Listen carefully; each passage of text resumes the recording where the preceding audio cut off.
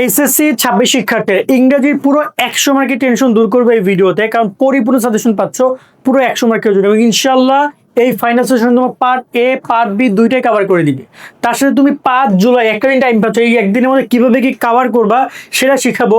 তার সাথে জানাবো তোমাদের এবারে পরীক্ষার প্রশ্নটা কেমন হইতে পারে। ইতিমধ্যে বাংলা প্রশ্ন দেখে তো তোমাদের অবশ্যই অবস্থা খারাপ, বাট ইংরেজি প্রশ্ন একটু অন্য রকমের হবে, অন্য ধাঁচের হয়। ক্লিয়ার করি, চল আমরা ভিডিওতে শুরু করি। আমরা পুরো ট্রাই করছি পুরো 100 মার্কের এই সাজেশনটা দেওয়া, যাতে করে তোমাদের আর বারবার অনেক ভিডিও দেওয়া না লাগে, যাতে করে একটা ভিডিওতে তোমরা পুরোপুরিভাবে ক্লিয়ার হও। তো চলো আমরা ভিডিও শুরু করি। যারা আমাদের এখন YouTube channel Facebook page subscribe follow করে রাখো। আর কেমন হয়েছে তোমার বাংলা দ্বিতীয় পত্র পরীক্ষা কমেন্টে জানাও। ইনশাল্লাহ ভালো কিছু হয়েছে বলে আমরা আশা করি। যদি কোনো কারণে রেজাল্ট খারাপও হয়, একটু যদি তোমার নাম্বার এদিক ওদিক হয়, সামনের পরীক্ষাগুলো অনেক ভালোভাবে দেওয়ার ট্রাই করো, ইনশাল্লাহ ভালো কিছু হবে। সো এই পর্যন্ত আমরা তোমাদের এখানে জানাই। আর সামনে প্রত্যেকটা বিষয়ে সাজেশন পাবা, প্রত্যেকটা পরীক্ষা শেষে তার অ্যান্সারগুলো পাবা। মানে আমরা একটা কমপ্লিট প্যাকেজ তোমাদেরকে দিচ্ছি, শোভনিস্ট্রির সাথে কানেক্টেড থাকলেই হলো। সো আমাদের সাথে যুক্ত থাকো, আমরা সর্বোচ্চ তোমার জন্য দেওয়ার ট্রাই করছি। তোমাদের এখানে রিডিং পার্টে তোমরা জানো তোমাদের এই মার্ক ডিস্ট্রিবিউশন এসে 60 মার্কের, আর তোমার রাইটিং পার্টে এটা হচ্ছে 40 মার্কের মার্ক ডিস্ট্রিবিউশন। এর মধ্যে ধরা খাইছে তোমাদের হচ্ছে স্টোরিতে আর লেটার ইমেল, এগুলো আগে 10 মার্কের ছিল, এখন এটা করে দিয়েছে 7-5। আর তোমার এখানে পোয়েম আনসার যেটা হচ্ছে 8 মার্কের। বাকিগুলো প্যারাগ্রাফ আর গ্রাফ চার্ট আছে 10 মার্ক। আর এখানে যদি বলি MCQ, question, information transfer, flow chart আছে, summary, with clues, without clues, rearrange, এই টপিকগুলো তোমাদের আসবে। সো ওভারঅল এখানে শুধুমাত্র সামারিতে 5 মার্ক, বাকি সবগুলো, আর সরি এমসিকিউতে 5, বাকিগুলো কিন্তু 10 মার্ক করে আছে। এবার আমরা সরাসরি সাজেশন পর্বে যাই। প্রথমে আমরা আগে একটা প্যারাগ্রাফটা দেখে নিই। প্যারাগ্রাফে একটা শর্টকাট ভিডিও আছে, তোমরা কি জানো যে একটা প্যারাগ্রাফ দিয়ে অনেকগুলো প্যারাগ্রাফ লেখা যায়? এই শর্টকাট ভিডিওগুলো লাখ লাখ শিক্ষার্থী দেখেছে। তো এইরকম একটা প্যারাগ্রাফ ফর্মেট তুমি দেখবা, তবে এখানে ফর্মেটিংয়ের ব্যাপারে আমি একটু ক্লিয়ার করি। সবাই ফর্মেট দেখা দরকার নেই, কিছু প্যারাগ্রাফ মুখস্থ করার ট্রাই করো। তবে দেখা যায় যে কিছু প্যারাগ্রাফ মুখস্থ করার পর কিছু প্যারাগ্রাফ আছে যেটা আমার হচ্ছে যে মুখস্থ হচ্ছে না বা অনেকগুলো পড়া সম্ভব না, তখন তুমি ফর্মেটে দিয়ে লেখা ট্রাই করো। বাট নর্মালি আবার প্যারাগ্রাফ সেকেন্ড পেপারও আছে, তো এমন প্যারাগ্রাফ পড়ো যেটা 2 পেপারের জন্য ইম্পর্টেন্ট, মানে পুরো 20 মার্কের জন্য ইম্পর্টেন্ট। তো এখানে আমরা কথা বলি এই ফার্স্ট পেপার প্যারাগ্রাফ নিয়ে। ফার্স্ট পেপার ইম্পর্টেন্ট হচ্ছে তোমার এখানে tree plantation, very very important, national flag, road accident, moral value, artificial intelligence, Baishakhi Mela. এই যে তোমার এখানে দেওয়া হয়েছে 1 2 3 4 5 6টা খুবই খুবই গুরুত্বপূর্ণ। তার সাথে এখানে রয়েছে ট্রাফিক জ্যাম, এই টোল, আর environment pollution. Environment pollution air water যে কোনো হইতে পারে। টোটাল এই 6 বা 8টা প্যারাগ্রাফ তোমাদের পড়তে হবে। ভাই কিছু করার নাই, প্রশ্ন শিক্ষামন্ত্রী যা সেট করতেছে, এখন আর 2-3টা দিলে হবে না। যদি কেউ ধান্দায় থাকো যে ভাই 5টা বলবে বা 2টা বলবে, এগুলোই পড়লে চলে যাবে, এগুলো পুরোপুরি বাদ দাও। বাট ফরম্যাটিংয়ের মাধ্যমে এই জিনিসটা শর্ট করে ফেলি। চলো কোনগুলো ফরম্যাটিংয়ে লেখা যায় দেখো। এই ফরম্যাটিংয়ের 2টা প্যারাগ্রাফের ফরম্যাট আছে, আমরা একটু পরে একটা ভিডিও আপলোড করবো। একদম এগুলো তো আসি অলরেডি, ইউটিউবে গিয়ে সার্চ করলে পাবা। বাট একটু পরে ঘন্টাখানিক পরে প্যারাগ্রাফের ফরম্যাটিং ভিডিও পাবা। তো সেখানে একটা মজার কাহিনী বলি, সেটা হচ্ছে যে তোমাদের যে ব্যাড সাইড যে প্যারাগ্রাফ, এগুলো বেশি আসে পরীক্ষায় গুড সাইডের থেকে। ব্যাড সাইড বা প্রবলেম রিলেটেড প্যারাগ্রাফ আসে, যেমন প্রবলেম রিলেটেড প্যারাগ্রাফ হচ্ছে এই একটা, তারপর হচ্ছে প্রাইস হাইক, তারপর হচ্ছে রোড অ্যাক্সিডেন্ট, তারপর হচ্ছে তোমার এখানে ড্রাগ কারেকশন, তারপর হচ্ছে এখানে তোমার climate change, traffic jam, food pollution, তারপর রয়েছে সরি ফুড পলিউশন না, তারপর তোমার এখানে রয়েছে এনভায়রনমেন্ট পলিউশন।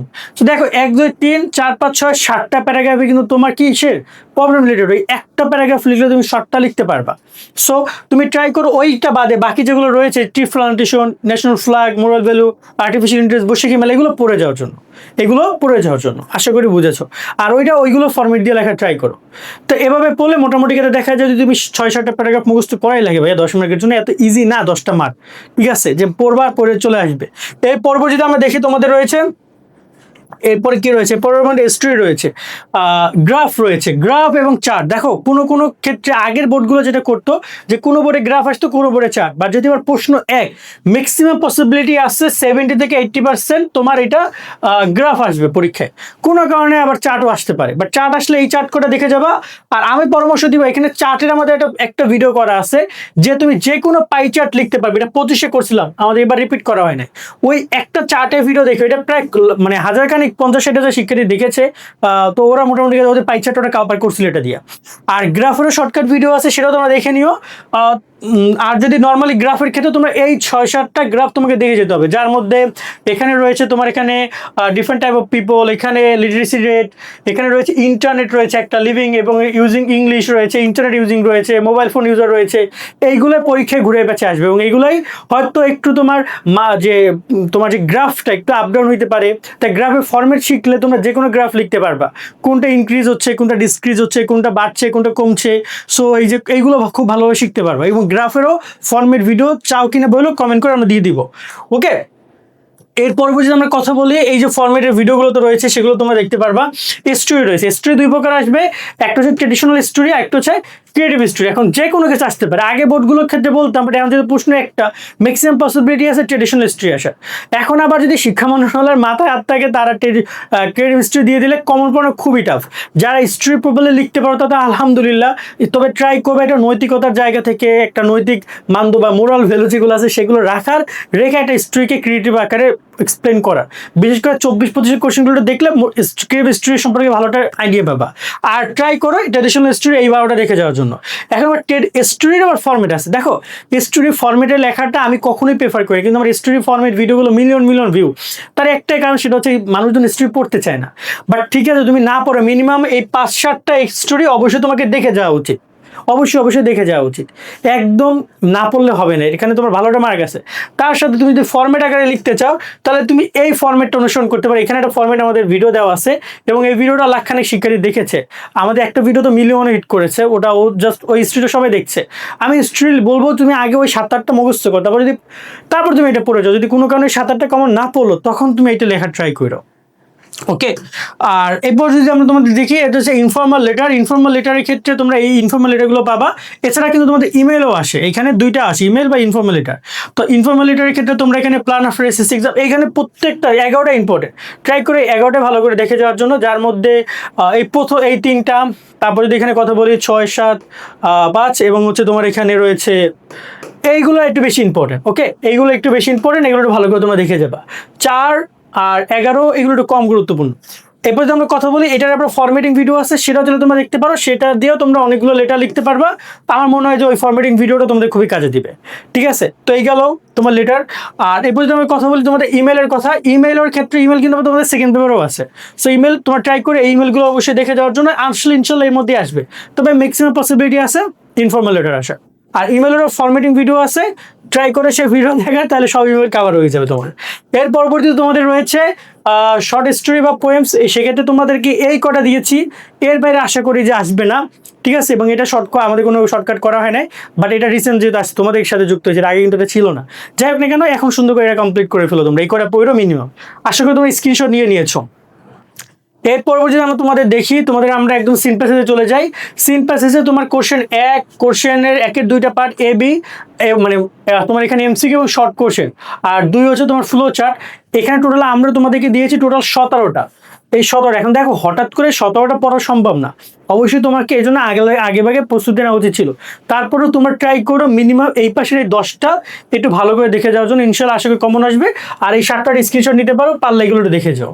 ঠিক আছে, এইগুলো থেকে ইনশাল্লাহ তোমাদের সিনগুলো আসবে। ওকে, এই পরবর্তী তোমাদের রয়েছে সিনের সামারি রয়েছে। সামারির জন্য আমরা এখানে টোটাল 14টা দিয়েছি। সো টপ 10 হচ্ছে ওই পাশে, আর এই পাশে 4টা আছে। সো তোমরা একটু দেখে যেতে পারো। সো ওভারঅল আশা করি এর মধ্যেই তোমাদের পরীক্ষা কমন পড়বে। এর পরবর্তীতে তোমাদের রয়েছে উইথ ক্লুজ, উইদাউট ক্লুজ, এটা আলাদাভাবে আমরা দিচ্ছি না। সো এটা তোমরা 24, 25, 23, 19-এর কোশ্চেন অল বোর্ডগুলো একটু দেখে যাবা। যেহেতু কোশ্চেন তোমাদের আসবে, এক্ষেত্রে এই জায়গায় একটু ডিফিকাল্ট তোমাদের জন্য হইতে পারে, বাট যারা অলরেডি আগে পড়েছো তাদের আশা করি সমস্যা হবে না। বোর্ডগুলো যারা সলভ করেছো ওইগুলোই ঘুরে পাশে দিতে পারে, পসিবিলিটি বেশি। তবে এই জায়গায় আসলে বলা যাচ্ছে না একদম কতটুকু কি আসবে।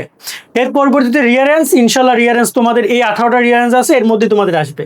একটু ভালো করে রিয়ারেন্সগুলো দেখে যাও। আর রিয়ারেন্স একটা শর্টকাট ফরম্যাট ভিডিও আমরা তোমাদেরকে দিব, কারণ রিয়ারেন্স মূলত 2 প্রকার হয়। যে তোমাদের ব্যক্তিকেন্দ্রিক যে রিয়ারেন্সগুলো হয় সেগুলো তোমরা জানো, আগে প্রথমে তার নাম, দেন তার জন্ম, তার স্থান, তারপর হচ্ছে তার এইভাবে কয়েকটা পর্ব আছে। এটা প্রপারলি বুঝতে পারলে এই যে স্টোরিগুলো আছে এগুলো খুব সহজে তোমরা লিখতে পারবে, এগুলো খুবই সহজে লিখতে পারবা। তো ট্রাই করবে আমরা সেই ফরম্যাটিংটা তোমাদেরকে দিয়ে দেওয়ার জন্য। সো ওভারঅল এই হচ্ছে তোমাদের একদম কমপ্লিট সাজেশন। এবার আমরা একদম শুরুতে চলে যাব, যেখানে আমরা কথা বলছিলাম একদিনের মধ্যে কিভাবে কি কাভার দিবা।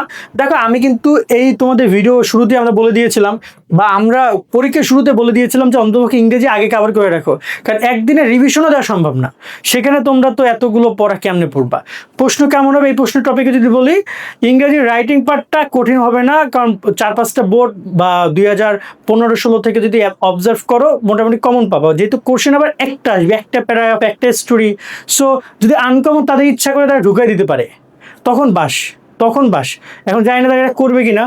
আমার কথা হচ্ছে, যদি আপনারা আনকমন ঢুকান, আপনারা কি টিচারদেরকে বলছিলেন যে এইগুলো তোমরা পড়াও? তারা ঠিক করে পড়াচ্ছে না, তারা কিন্তু আমরা যেগুলো দিচ্ছি এগুলোই পড়াচ্ছে, আমাদের কাছ থেকে নিয়ে তারা পড়াচ্ছে। সো আনকমন তারা পড়ায় নাই, আবার ক্রিয়েটিভভাবে তাদেরকে লেখাও শেখায় নাই। সো আমার মনে হয় যে আনকমন দিলে এটা আসলে খুব ভালো কিছু হবে না। এখানে বোর্ডকে ফলো করা উচিত, সিলেবাসকে ফলো করা উচিত, ঠিক আছে? বিশেষ করে স্টোরির ক্ষেত্রে, পোয়েমের ক্ষেত্রে, তারপর হচ্ছে এখানে কী বলো এটাকে, আমাদের চার্ট, গ্রাফ চার্ট আছে, এগুলোর ক্ষেত্রে একটু ফলো করা উচিত। প্রশ্ন ওই জায়গা থেকে একটা অ্যাভারেজ প্রশ্ন হবে, একদম কঠিন হবে না, আবার সহজ হবে না। সহজ প্রশ্নের কথা ভুলেই যাও তোমরা, বাংলার পরে যা হয়েছে সহজ ভুলে যাও, ওকে? আর একদিনের মধ্যে কীভাবে কি কাভার করবো যদি বলি, তোমরা 4 তারিখ রাত পাচ্ছ, তো ট্রাই করো 4 তারিখ রাতে তোমার যে গ্রামার, এখানে পার্ট বাই পার্ট কথা বলি, এ পার্ট যেটা আছে রিডিং পার্ট, 4 তারিখ রাত এবং সকালের মধ্যে রিডিং পার্টটা কমপ্লিট করার জন্য।